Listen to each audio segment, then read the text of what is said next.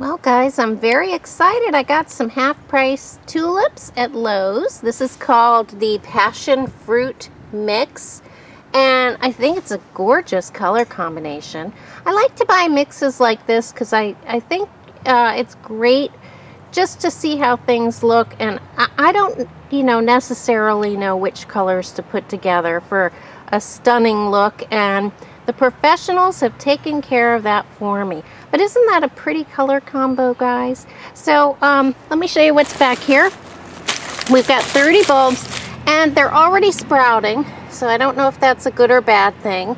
Obviously, this is very late to be planting bulbs, but better late than never, and it's certainly worth a try for half price. But they look like healthy bulbs, they're ready to grow, and they're supposed to be great cut flowers. And I'm going to do them in pots because my soil around here is just terrible for bulbs. Daffodils do okay, but tulips don't like the clay mix. So let me get started. Here is an assortment of pots I have from previous planting projects, and I think that'll be plenty for 30 bulbs. I'm going to pack them in tight, and I'm going to be using some old container mix and supplementing it with fertilizer, and we'll see how they grow. I think it should work out just fine as long as the squirrels don't get a hold of them.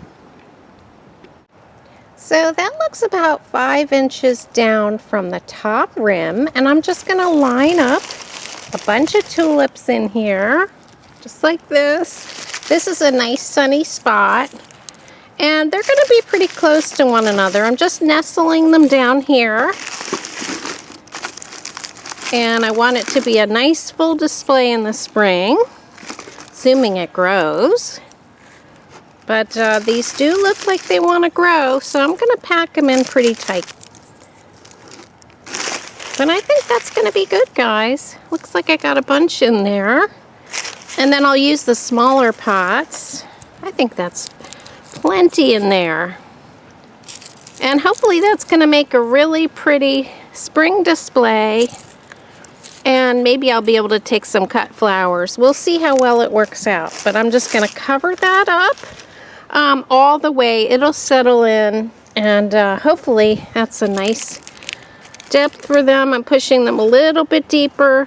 They can also get nutrients from the ground underneath them. But there's the first pot, and I'm going to cover that up and cross my fingers. Looks like I have enough to do 2 more pots. These are nice sized pots. And I'm going to just put them up in my raised beds for now. If they look great, I'll bring them down by the house. That's the beauty of container planting. You can plant up a pot and bring it out when it's beautiful. So right now, some of my cardboard that's protecting the soil in the raised bed could use some weighting down, and it's a very sunny spot. So I think I'll put 1 in each and let them grow in there. And hopefully, guys, I'm going to have some tulips in the spring. So I'm just going to top these off all the way to the top, and I will have planted 3 nice containers of spring bulbs that will hopefully come up.